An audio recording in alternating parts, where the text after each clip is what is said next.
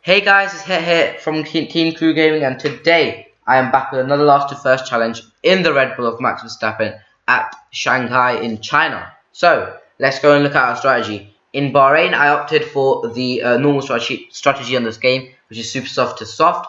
But this time I'm going to go for the inverted strategy because I'm not as quick around Bahrain, and I want the fast tire at the end, try and make up some places. So we go to 5 red lights for the Chinese Grand Prix.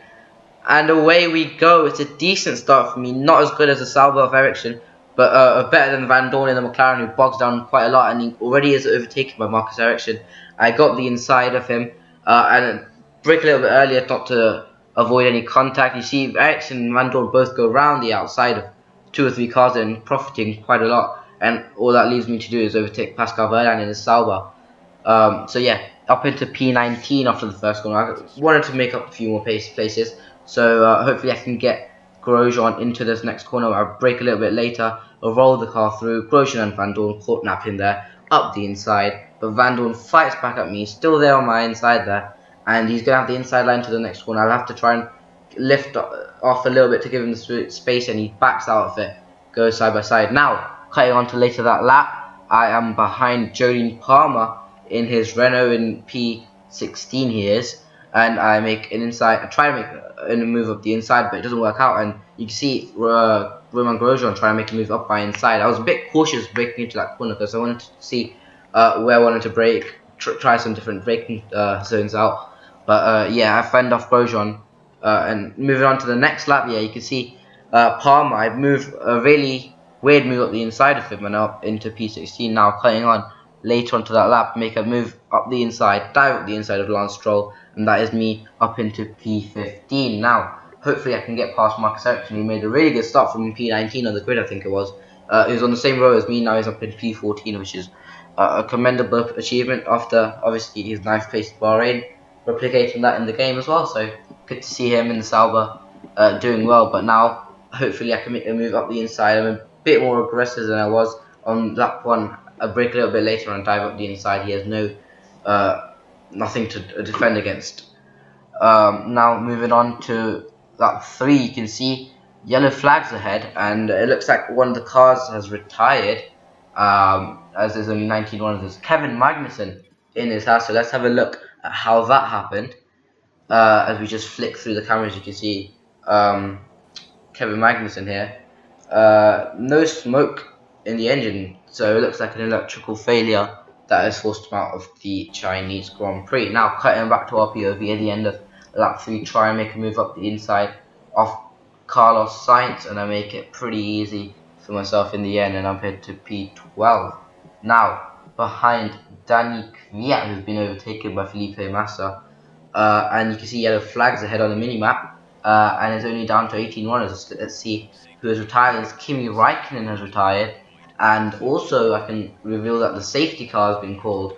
So I turn it down into lean mix, and yeah, let's have a look at how Kimi Raikkonen is out of the race. I can't actually go back to see where he was, so I'm going to have to look for Sebastian Vettel's point of view. You can see behind smoke out the back of Kimi's car, and he parks up on the left hand side there. An engine failure, I suspect, for the Ferrari. Now moving back on to our POV, I changed the strategy. I'm going to box at the end of this lap. I'm going to put on the super soft tire, which is going to compromise the end of my race.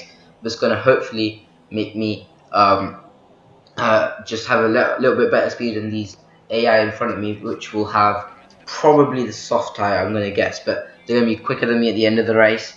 So yeah, I don't really know how it's going to work out. And yeah, in P11. So let's just have a look how far ahead or behind I work out after the pit stops.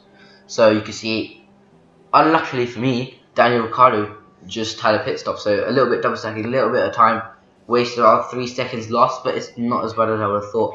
Luckily for me, he was just sort of ahead of me. There's a little bit of a glitch there. There's Lance Stroll coming in the box. I just goes past him, but I wasn't really gaining any position. And it looks like I am in P6 behind the Ferrari of Sebastian Vettel, which is really surprising to see, as I've gained 5 places in that pit stop window.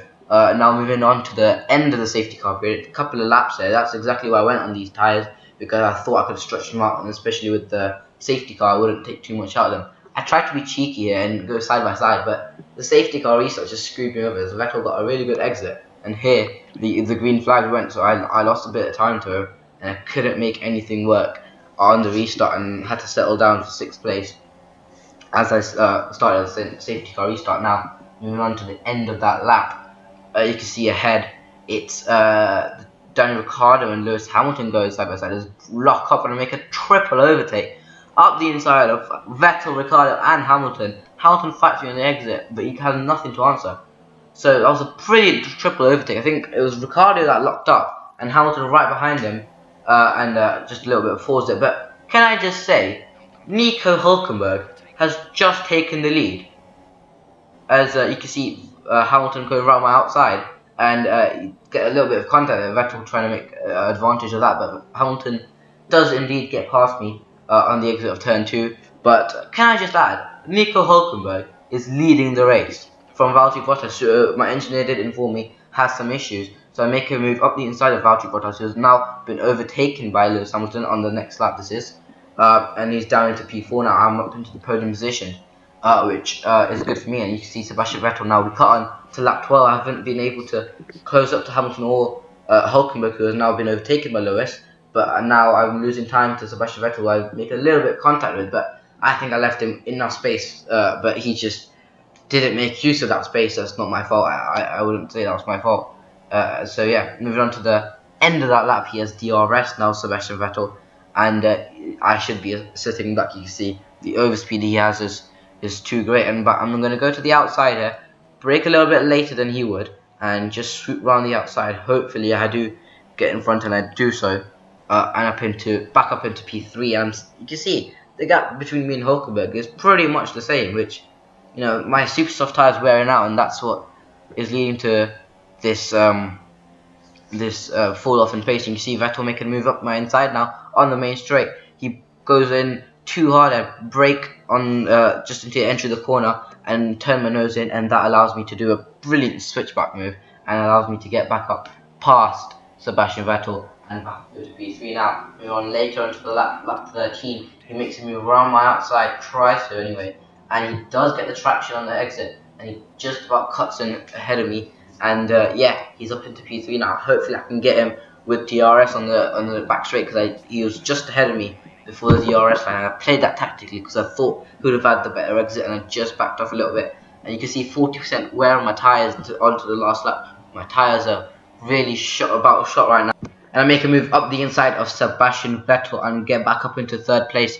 As you can see, squirming on the exit there he is, and trying to get the traction back on me. But it's quite ironic that Vettel, who had to save his tyres on Bottas at the end of the Bahrain Grand Prix, I'm kind of doing the same thing here against him. So it's quite ironic here. As you can see, he gets decent slipstream, but not as good as the previous couple of laps, and you can't make the move up my inside on this occasion. But I go a little bit wide into the first corner. He dives his nose up in there, and you can see Bottas trying to find some room here. I cut Bottas off, but that allows Vettel to get some room on the outside. I don't quite squeeze him out as much as I should have, and he's got his nose up there, and I can't really do anything about that. And I try and hang it side by side around the outside, and it doesn't really work out. And you can see he's still there on my outside. What a battle this is turning out to be. Side by side at like 130 miles an hour. You can see still in there, and I have to leave in the room on the outside, in the inside there. And again, he's just about going to squeeze me out, and I don't have any space on the track. I have to rip to the grass, but I make a little bit of contact there,